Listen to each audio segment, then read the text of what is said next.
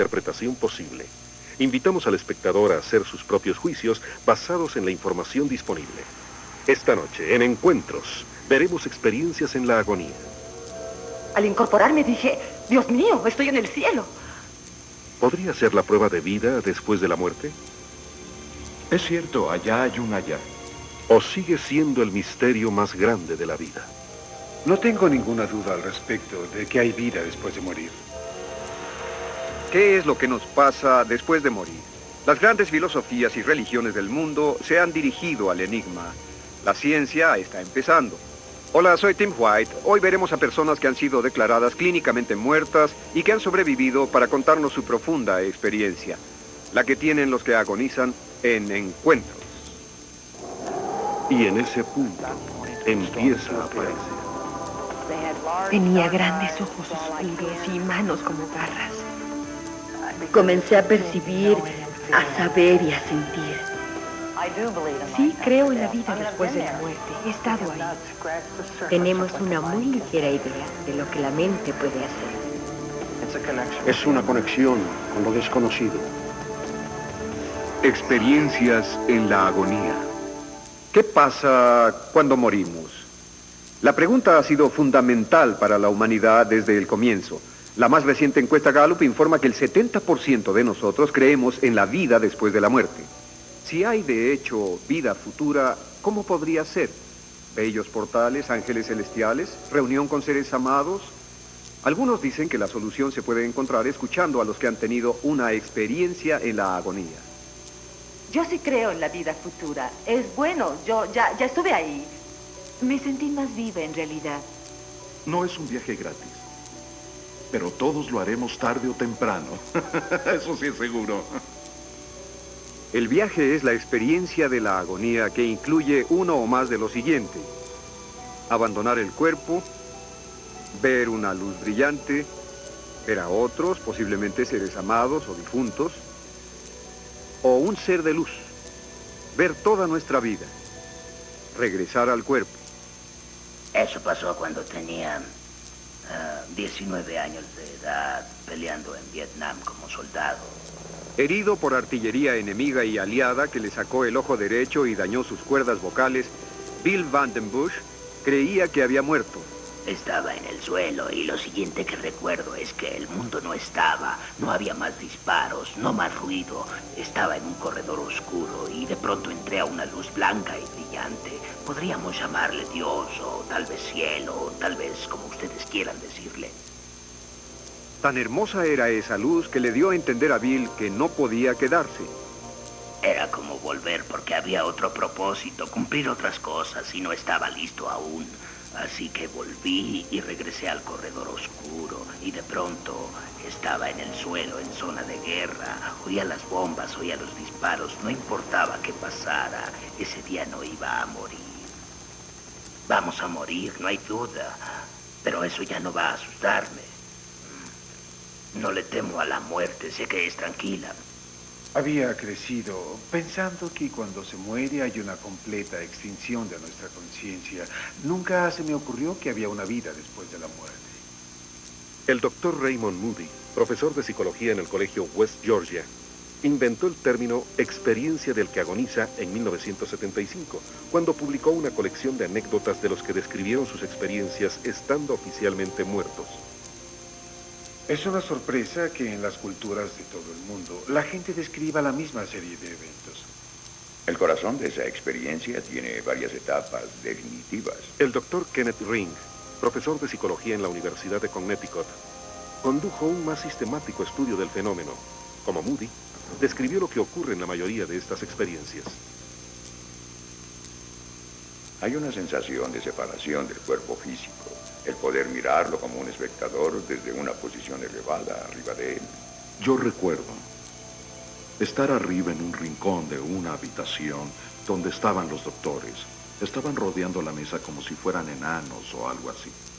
Paul Carr, un agente de bienes raíces, tuvo una de estas experiencias cuando su cuerpo entró en un severo shock y se detuvo su corazón. Hice lo posible para tratar de describirlo, lo cual es muy difícil de hacer, porque es más bien algo que se siente. Y recuerden que no es el cuerpo el que se aleja, sino nuestro ser. Parecía que iban por ese túnel y salían del otro lado hacia una luz increíblemente brillante, y afectuosa y tierna. La luz nos rodea, es uno. Es como si nos envolviera totalmente el ser. El internacionalmente famoso artista André Miripolsky vio la luz después de un accidente casi fatal en 1984. Utilizo esa experiencia como la medida de mi miedo, que ahora vive una vida consciente. Porque si me diera miedo en esta vida consciente, podría recordar ese momento y pensar, bueno, si así de cerca estuve de la muerte y que esto pasaría algún día, era algo para mí muy agradable y una experiencia bastante hermosa. Así que, ¿a qué debo temerle? Yo estaba de vuelta con mi creador, con Dios. Es una palabra menor comparada a lo magnífico de su presencia. La trabajadora social Kimberly Clark Sharp encontró un ser de luz después de desmayarse y fracasaron los procesos iniciales de resucitación. Lo que personalmente sé no es una creencia, es una memoria. Y es que sí, existe algo, hay otra forma de conciencia. Estos relatos clásicos son reportados por personas que estaban cerca de la muerte o se les declaró muertas y que revivieron, pero no es el único modo de tener una experiencia en la agonía. Se puede estar en una profunda crisis espiritual, o se podría tener una experiencia extracuerpo, o podría tener esta clase de experiencia como resultado de una práctica de meditación. Hay diferentes caminos que llevan a este tipo de experiencia, en particular que llamamos del que agoniza, pero hay que estar físicamente cerca de la muerte para que ocurra. Janet Rose Goffrey es un buen ejemplo de alguien que ya ha tenido una experiencia en la agonía sin estar cerca de la muerte. La suya fue causada por un trauma emocional extremo días después de morir su esposo en 1990. En su experiencia, se reunieron. Recuerdo que miré a mi esposo después de que dijo, ven conmigo. Y lo hice y me miré y no vi mis pies. Era muy extraño, pero estaba en una encrucijada. Levanté mi pie izquierdo, quería, no sé, pasar ese punto, y cuando lo levanté oí mi propia voz hablándome, atrás de mí. ¿Pero qué pasará con los hijos? ¿Pero qué pasará con los hijos? Y mi pie se detuvo enseguida. Y miré a mi esposo y me hice para atrás y dije, no puedo. Luego lo volví a mirar y le dije, no puedo, lo siento. Los científicos que no aceptan la experiencia del que agoniza como prueba de que hay otra vida, citan desde privación de oxígeno y espasmos cerebrales hasta deseos incumplidos y alucinaciones como posibles explicaciones del fenómeno. Uno de los problemas con varias explicaciones es que varios especialistas han querido explicar estas experiencias y siempre quieren hacerlo en términos de sus especialidades. Desde el antiguo Egipto hasta manuscritos medievales. La doctora Zaleski ha investigado referencias de estas experiencias en varias culturas y religiones de toda la historia. Creo que sí reflejan ilusiones culturales, aspiraciones culturales que son muy, muy profundas, que van más al fondo que algunas de las influencias a las que se puede estar expuesto en una clase inicial de catecismo. Tratando de encontrar una explicación a estas experiencias, los investigadores valoran los datos que estén más alejados posible de influencias externas. Y estos datos vienen de los niños. En un momento, experiencias de los que agonizan de niños. Y luego estaba dentro de un túnel oscuro, y luego en una luz brillante. Los relatos de los niños se valoran aún más porque su sencillez disminuye el peligro de que esta experiencia sea el resultado de influencias culturales o enseñanzas religiosas. Cuando los adultos hablan, los expertos escuchan, pero cuando hablan los niños, los expertos se conmueven. Luego estaba en el hospital y en un segundo, en un minuto, estaba en un lugar que era todo blanco y había mucha luz. Podía elegir si quedarme ahí feliz y contenta. Así lo sentía, y estaba tentada a quedarme ahí porque me sentía muy mal. Cuando se ha sentido como yo a una niña de 7 años, palmearles la mano con condescendencia y decir, ya verá, doctor Morse, el cielo es bonito, no se puede evitar ser afectado por eso. En la revista Life acerca de la experiencia de los que agonizan, el doctor Melvin Morse, pediatra de un hospital en Seattle, ha publicado la primera investigación importante acerca de relatos de niños. Los niños sienten la experiencia pura del que agoniza. No exageran nunca ni adornan esas experiencias. El corazón se me detuvo un día y vi a mi abuela sentada y me estaba mirando cariñosamente y sentí una gran alegría. Jessie Lott, de 11 años, había tenido una experiencia de estas el año pasado, resultado de un paro cardíaco que causaron complicaciones hepáticas. Vio a su difunta abuela. ¿Qué sentiste cuando la viste? Primero me asusté porque no sabía a dónde iba. Cuando se le oye describir su experiencia y contarla de una forma tan natural, se entiende que para una niña es aceptable esta experiencia como cualquier otra cosa que les pasa en la vida. ¿Puedes dibujarme algo de tu abuela? ¿Puedes dibujarme lo que te pareció a ti? El doctor Morse le pide a los niños que dibujen sus experiencias porque lo que les falta en palabras lo compensan con crayolas. Después de una tonsilectomía de rutina, esta niña de 6 años tuvo un paro cardíaco y viajó por un túnel de luces. A la niña de 8 años le dijo un ser de luz que soltara su miedo. La experiencia de otra niña incluía pasar por un túnel de ladrillos multicolor, con una guía de pelo dorado llamada Isabel. Qué bonito dibujo. Dime, ¿qué rodea a tu abuela? Es una nube. Mi abuela estaba ahí en una silla de madera y la rodeaban unas nubes y había mucha luz. Me hizo sentir como, no sé, porque si me fuera a morir no me asustaría porque sé cómo es y me gustaría vivir ahí. Toda la controversia de todas estas experiencias se pueden resumir en una sola pregunta. ¿Acaso estas experiencias pasan cuando está muriendo la gente o es esta experiencia una fantasía inconsciente que crea la mente después del hecho? El caso de Jamie Ontinen ayuda a responder a la pregunta. Aunque su experiencia ocurrió hace 5 años, cuando dejó de respirar durante un ataque de meningitis espinal, Jamie todavía no se atreve a hablar de ello. ¿Y hablaste con Jesús o él te habló a ti? Él me habló a mí. ¿Y qué te dijo? Que no moriría ahora. La experiencia de Jamie Ontinen demuestra vívidamente para mí que estas experiencias son verdaderas experiencias que tienen las personas cuando mueren. El dibujo de Jamie es de una clásica experiencia del que agoniza, incluyendo el salirse de su cuerpo cuando estaba en el hospital, encontrándose con un ser supremo al que ella llamaba Jesús, y todo eso atestiguado por 3 ángeles. Ella cree que si puede hablar con otros niños que tienen mucho miedo de morir y hacerlos sentirse en paz, entonces ha hecho algo bueno. Como adultos, los niños también pueden tener experiencias en la agonía sin estar físicamente cerca de la muerte. Un ejemplo es el de Jacqueline Richards, de 12 años. Luego mi espíritu o algo hizo y salió como jalado y entonces me sentí liberada. Jacqueline Richards tuvo una clásica experiencia de la agonía. Sin embargo, la tuvo en relación a una migraña. Y luego estaba al final de un gran túnel y llegué a una luz brillante. Su migraña había afectado esa área del cerebro que nos permite tener la experiencia de la agonía. Y es un área del cerebro que está aquí. Está al lado derecho del cerebro, un poco arriba de la oreja, y está muy dentro del lóbulo temporal. Esa parte del cerebro fue descubierta hace 50 años por el neurocirujano Wilder Penfield.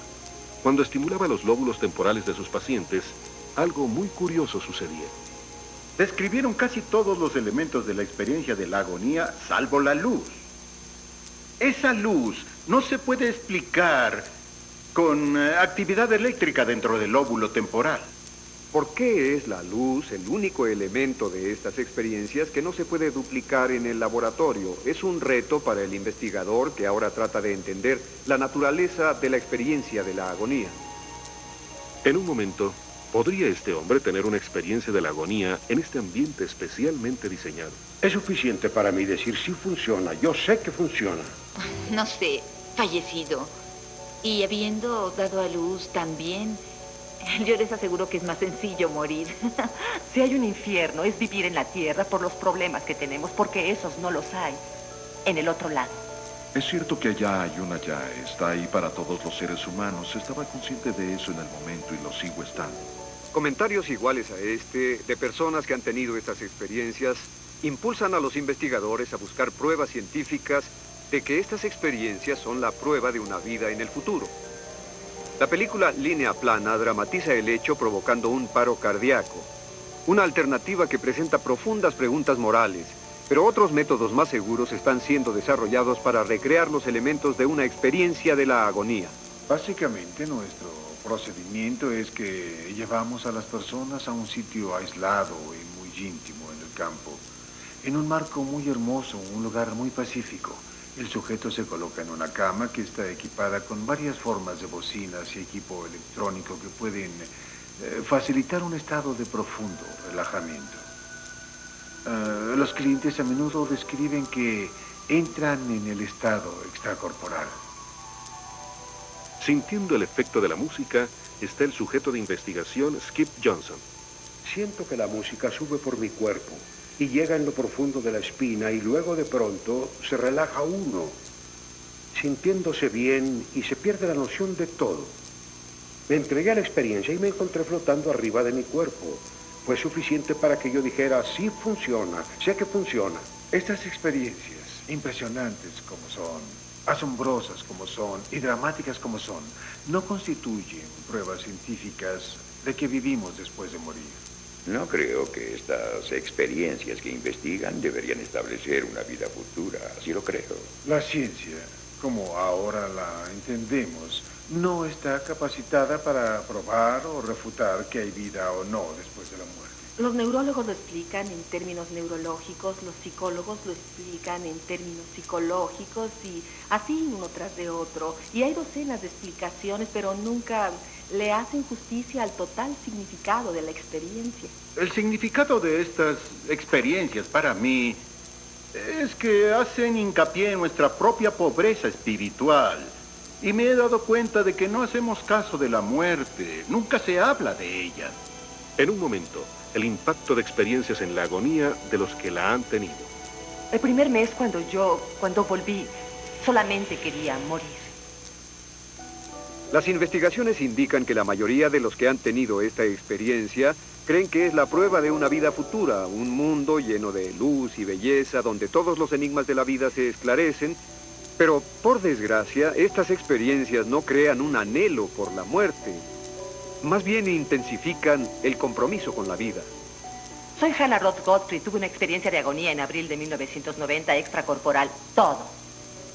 Una junta de la sociedad en Seattle, de la Asociación Internacional de Estudios de la Agonía. Bill Vandenbush, tuve una experiencia en el 69. Es el grupo más antiguo y grande de su clase. Soy Paul Carr, tuve una de esas experiencias hace unos años. Kimberly Clark Sharp es la presidenta.